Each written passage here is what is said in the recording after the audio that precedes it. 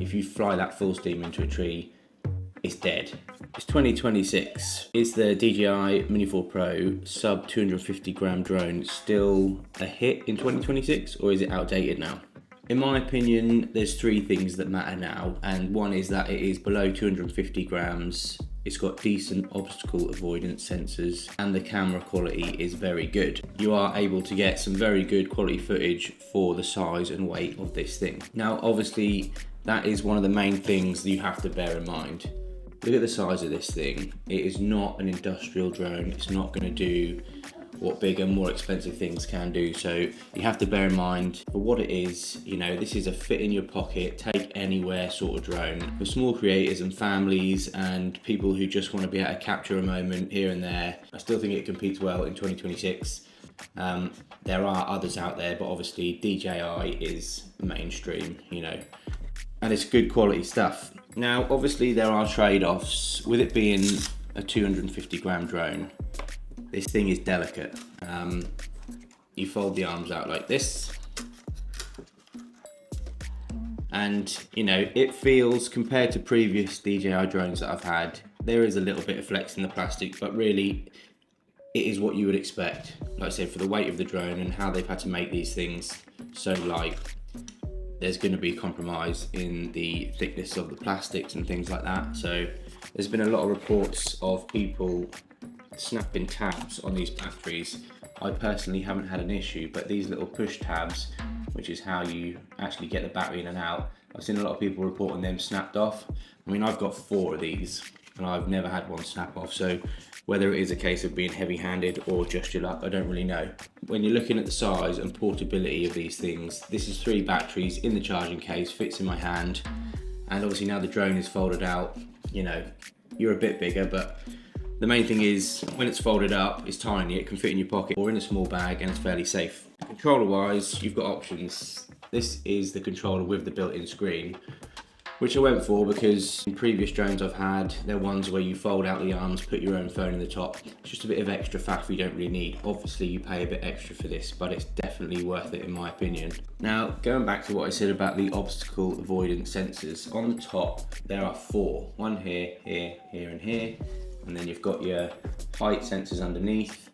And basically what that does is it's all around 360 degree protection. So in theory, if you fly this full pelt towards a wall, it will put the brakes on and stop. In theory.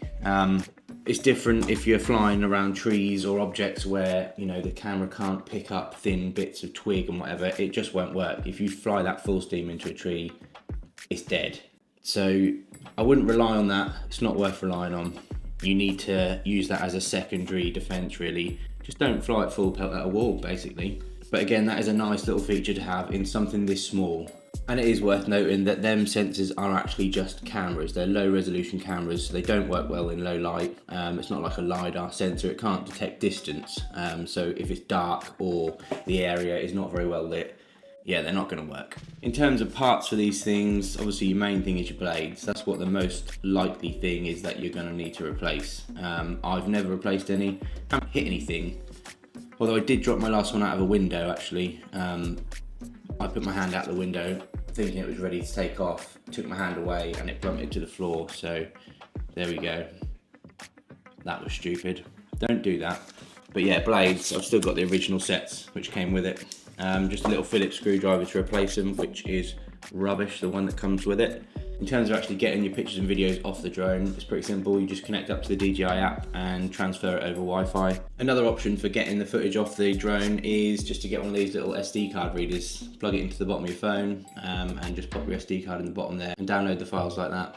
If you've bought one of these, or if you're looking to buy one, you'll probably see that it comes in a nice little carry case with a shoulder strap, which is really nifty. Everything fits in there really nice and tight. I can get all 3 batteries in, including one in the drone, so that's 4 in total. But if you're using 4 batteries on this thing, your hands are going to be cold or you're going to be really bored. But I've now got this hard case, which just keeps it all protected, because for where I take it, where I chuck it in the back of the car and whatever, it's just easier for me to have it all in here. It's a nice little case as well, it's waterproof. In terms of skill level, you don't have to have any skill. This thing flies itself. Obviously it's got GPS like most modern drones do now, so I would say it's aimed at beginner to intermediate. You know, I don't think many people use it for professional stuff. Some do. I know it can film in 10-bit D-Log, which if you're into that sort of thing or you even understand it, then it's going to be great. It gives you a bit more scope when it comes to editing the footage. I know I certainly don't understand it, so it's not something that I use. For me, this is just a quick grab and go. We take it on family days out, get some shots here and there, just to add to our sort of content, really make it a little bit more interesting.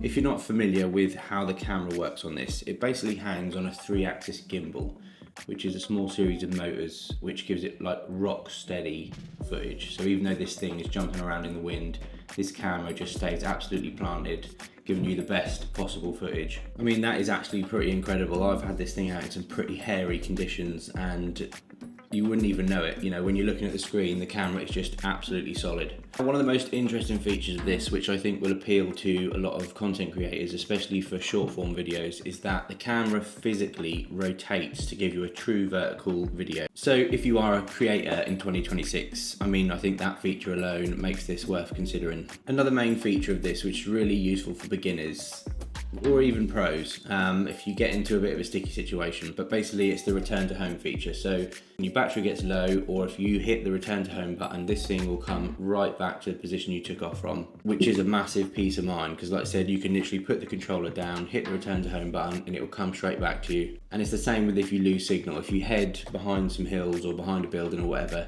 same thing happens. Return to home will automatically activate and come back to you. So yeah, it's foolproof in theory, and from what I've found, you know, it works well.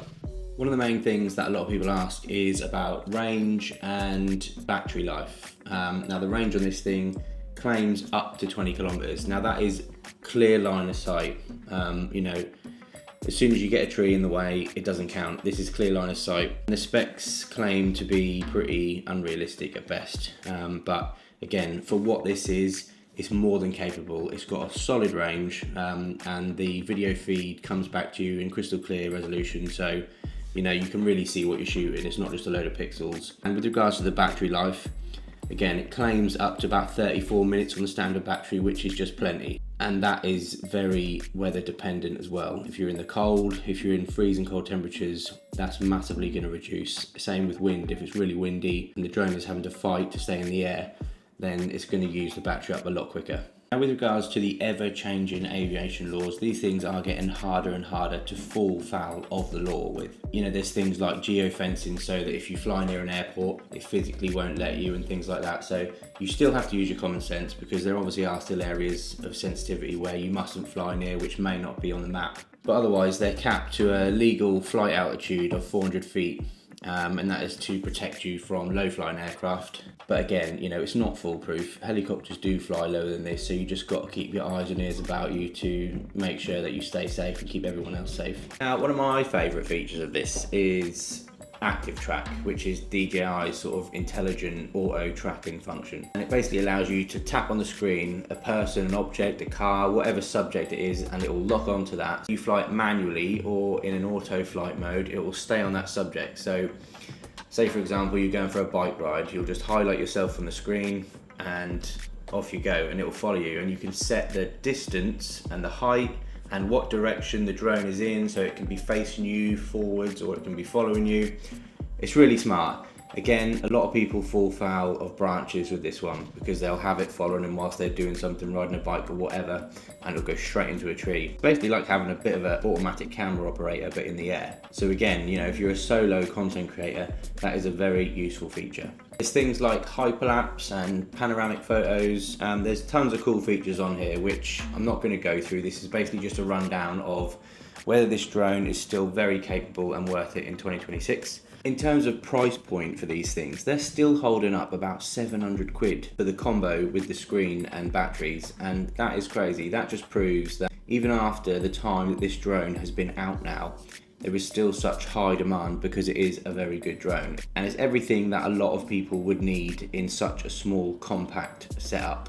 So yeah, the Mini 4 Pro is proof really that you don't need a big drone to get good results. Powerful, it's portable, and it still competes with drones released today. And that's why it holds up. That's why people keep recommending it. If this has helped, drop a like. It really helps me. I'm gonna do a video on its features and bits and pieces next to give you a bit more of an idea of what it can do. This was just a summary of whether it was still worth it in 2026. In my opinion, it is. It's still a very good drone. If you already own one, there's no massive reason to upgrade unless you're going for something much bigger like a Mavic or something like that. And if you're a beginner or thinking about buying your first drone, this is a really good place to start.